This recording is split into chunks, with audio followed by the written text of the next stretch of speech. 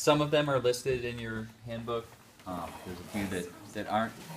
There's one stretch that Dr. Joe shows that we just don't use because it involves sitting in a chair and putting your face up against the client's face and pressing your cheek into their head. Yeah, so for us that's a boundary issue. You know? So we don't do that one. It's listed in there.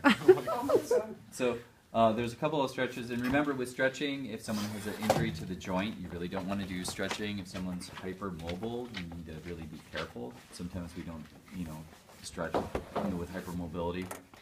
And then you have to remember too that when we're stretching today, the muscles really aren't warmed up. So like you would do massage before, stretching would come later if you're going to use stretching. It wouldn't be the first thing you'd do. So when you're working with the person you're going to work with today, just keep that in mind and try not to overdo anything unless the person you're working with is already very flexible. So and also sometimes with age people have less. I mean, just as a general rule, that's not necessarily true across the board, but as people age they lose some flexibility. So the first two stretches is going to kind of be a press and cross stretch where you're kind of pinning the shoulder in one way, downward motion, and then we're going to first do stretch more for the side of the neck, so you get part of the SCM, part of the levator scapula, part of the upper trap as well. The second stretch will be very similar, where we're just, instead of having the nose pointed towards the ceiling, we're going to just turn the head to the side before we stretch. And so if I'm working on Brian's left side, my left hand is going to be on his occipital ridge, and see, then I just encompass his ear between my index finger and thumb, like so. I keep the head straight up with the nose pointing towards the ceiling for this. So what you want to do before you do the cross stretch is you want to get the head in position. So, because if I just start pressing here, see how the pushing here, to do the stretch, see how the head rolls. So you really just want to get the head in position first. And then other hand crosses over. The first thing you're going to do is put downward pressure with my right hand on the client's shoulder, or Brian's shoulder, and then I'm going to push with my left. So this is not, the pressure on his shoulder is actually going to his foot. It's not downward pressure here. So step one, in this position, get the head set to go. Step two, place your right hand on left shoulder. And then step three, press down on the shoulder. And then step four is then push with the hand that's under the occipital ridge. So can you do those steps one more time, please? Step one is to get the head in position that you want, right here. Step two is to place your right hand on the client's left shoulder if you're working on the left side, with a hand on the left side, apply downward pressure, and then push apart. This is pretty easy to do. Very, very simple, straightforward stretch. And on the other side, you would just reverse your positioning, so like this. Now, second stretch is going to be very similar, except now we're going to put the head in position. So we're going to turn the head to the side, and so the nose is pointing towards the ear.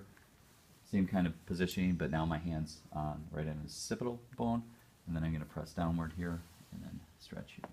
And you'll just get a little bit different musculature with this particular stretch. So that's number two.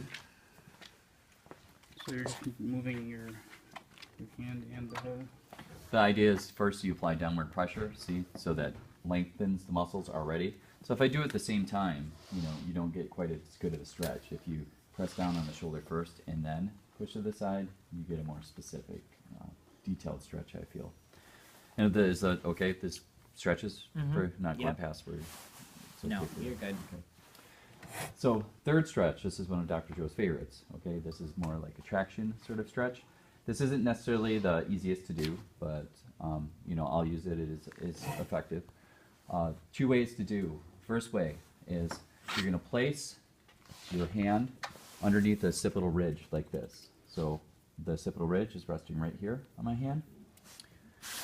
And then I'm going to just slightly tilt the head back, not much, just a little.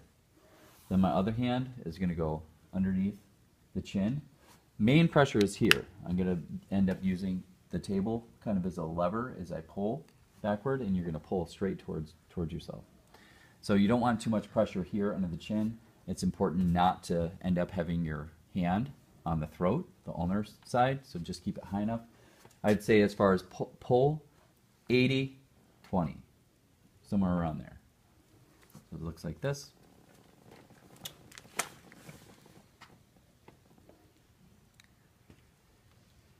And you just hold, like so.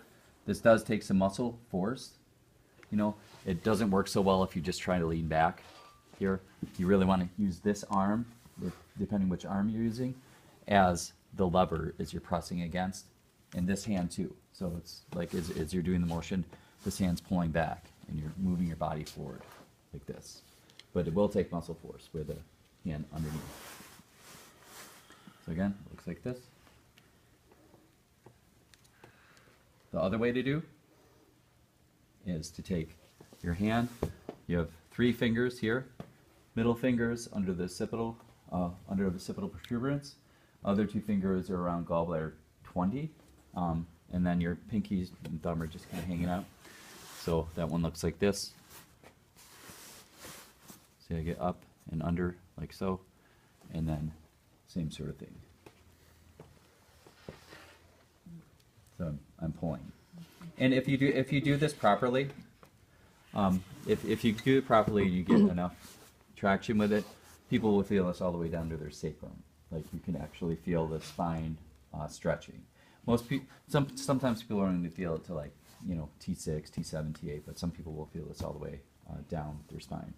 So those are the 2 ways to do that one. And then last for the neck, when I do this particular stretch, I can be careful with it. You know, at first just to check out the client's range, because sometimes with stretching, if you don't do the stretch right or things aren't loosened up enough, you can actually cause the muscle to tighten if you stretch in the wrong way with the neck and the upper back. I've experienced that a couple of times when I've done that stretch, and then you know you have to go back and work it out. So you know, just be careful with direction and you know what you're doing with the stretch. So this one plays into when we had rotating technique, right? So we're rotating, but now what I'm going to do is I'm going to stretch upward in this direction. So the head's going to move up and it's going to go to the right. And the idea is now when my hand's underneath, when we're doing rotating, like we move our body, but then when I do the stretch, see my hand's going to be on his shoulder, this other hand's going to guide the head in the direction I want it to go, and then I'm just going to stand up.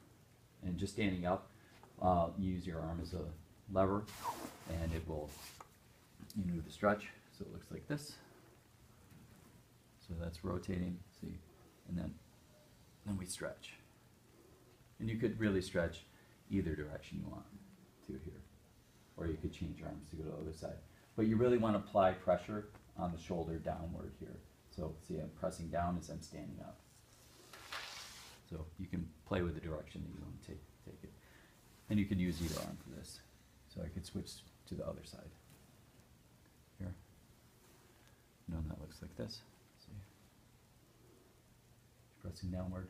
And then the last is kind of a cross. You're crossing your arms over both shoulders, and the head's going to go straight forward towards the feet. Looks like this. So you squat, and see, then you just stand to straighten, and then press down on the shoulders as you stand. Okay, so those are the stretches that Dr. Joe always shows for the neck when he teaches stretching. So we'll make a group.